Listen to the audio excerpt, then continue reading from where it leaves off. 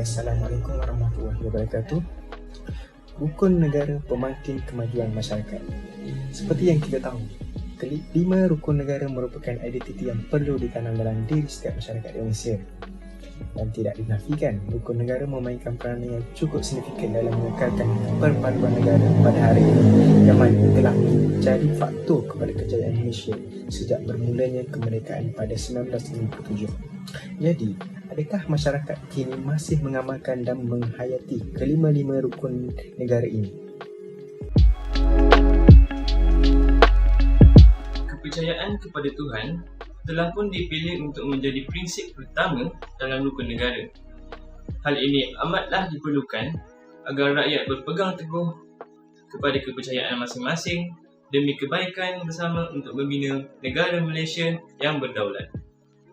Walaupun Perlembagaan Persekutuan menentukan Islam adalah agama yang utama, agama-agama dan kepercayaan lain masih boleh diamalkan dengan aman dan tenteram di mana-mana bahagian dalam negara ini, supaya perpaduan semakin erat dalam kalangan rakyat Malaysia. Oleh itu, prinsip ini dapat dilihat dengan jelas dalam suasana harmoni rakyat negara ini yang menerima secara terbuka perbezaan agama untuk saling menghormati antara satu sama lain. Prinsip kedua iaitu kesetiaan kepada raja dan negara adalah berteraskan kepada amalan sistem demokrasi berparlimen dan raja berperlembagaan dengan Seri Paduka Baginda Yang di-Pertuan Agong sebagai ketua negara. Seri Paduka Baginda, raja-raja dan YDP negeri merupakan lambang perpaduan rakyat. Kesetiaan kepada raja dan negara bermaksud bahawa setiap warga negara hendaklah menumpukan sepenuh taat setia, jujur dan ikhlas kepada Seri Paduka Baginda Yang di-Pertuan Agong. Di peringkat negeri pula, rakyat dikehendaki menumpukan taat setia kepada raja yang memerintah negeri tempat mereka bermasyarakat tanpa mengurangkan taat setia kepada Yang di-Pertuan Agong. Berdasarkan artikel yang dibincangkan, saya akan mengulas tentang rukun negara yang ketiga, iaitu keluhuran perlembagaan. Jadi, keluhuran perlembagaan bermaksud ketinggian dan keagungan undang-undang atau perlembagaan itu sendiri. Keluhuran perlembagaan Malaysia terletak kepada kedudukannya sebagai undang-undang tertinggi yang menjadi sumber dan punca kepada semua undang-undang. Jadi, tujuan perlembagaan ini adalah yang pertama untuk mewujudkan pemerintahan yang adil, di mana perlembagaan persekutuan digubal berdasarkan tolak ansur dan permufakatan kaum. Yang kedua, tujuannya adalah untuk mengelakkan penyalahgunaan kuasa serta pengawalan pergerakan kerajaan dan rakyat. Yang ketiga adalah tujuannya sekatan dalam perlembagaan yang membataskan kebebasan individu dapat menjamin keamanan dan kestabilan negara.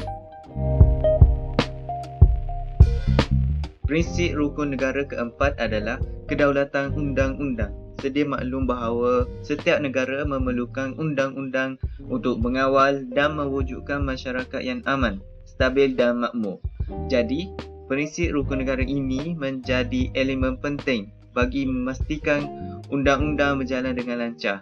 Kedaulatan undang-undang bermaksud setiap rakyat adalah sama tarafnya di sisi undang-undang negara tanpa sebarang diskriminasi kaum, jantina maupun kedudukan. Dengan adanya prinsip kedaulatan undang-undang ini, ia dapat memastikan undang-undang negara sentiasa didaulatkan. Ianya juga menuntut rakyat untuk lebih menghormati undang-undang dan tidak melakukan kesalahan dengan sewenangnya.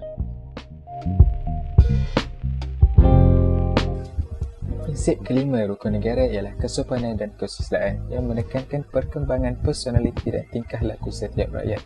Ianya bertujuan untuk membentuk warga negara yang bersopan santun dan bersusila selaras dengan kempen budi bahasa dan nilai murni yang dijalankan.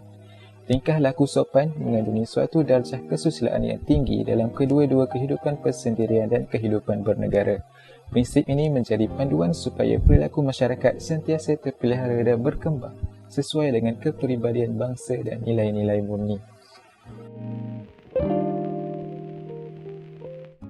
Kesimpulannya, kita haruslah sedar bahawa setiap prinsip rukun negara yang ditulis sebenarnya menyeru kita agar menghargai keamanan negara dan mengajar kita agar tidak mudah diprovokasi untuk melakukan sesuatu yang akan merosakkan keamanan negara di samping perbuatan seperti menghina raja, menghina perlembagaan dan menghina kepercayaan orang lain dapat dielakkan serta-merta. Dengan itu, saya menyeru agar semua rakyat Malaysia berdiri di bawah satu bumbung iaitu prinsip-prinsip rukun negara agar negara kita dapat mencapai aspirasinya untuk menjadi negara yang terbilang dan maju di samping mempunyai masyarakatnya yang mengekalkan nilai-nilai murni dan berketerampilan tinggi. Sekian, terima kasih. Dalam kajian ini, kaedah kajian yang digunakan oleh kami adalah kaedah tembual. Dengan menggunakan kaedah ini, kami dapat memperoleh informasi dan maklumat terus daripada responden kajian. Maklumat-maklumat yang diinginkan akan dapat kami diperolehi melalui soalan-soalan yang disediakan dalam tembual. Kaedah ini digunakan kerana mempunyai kelebihan yang tersendiri. Antaranya ialah kaedah ini membenarkan kami untuk memberi penjelasan jika terdapat soalan yang kabur. Selain itu, responden juga dapat memberi keterangan lanjut kepada soalan-soalan yang penting. Dan secara tidak langsung, kaedah ini dapat mempereratkan hubungan di antara penyelidik dan responden dalam memperolehi maklumat. Video ini bertujuan untuk membolehkan kita lebih memahami prinsip-prinsip rukun negara. Prinsip-prinsip rukun negara bukan sekadar untuk dihafalkan sahaja, namun adalah penting untuk kita memahami maklumat dan juga prinsip-prinsip rukun negara supaya dapat membina Malaysia yang aman dan bersatu padu. Hal ini juga kerana prinsip rukun negara merupakan alat untuk menyatukan padu rakyat Malaysia pada suatu ketika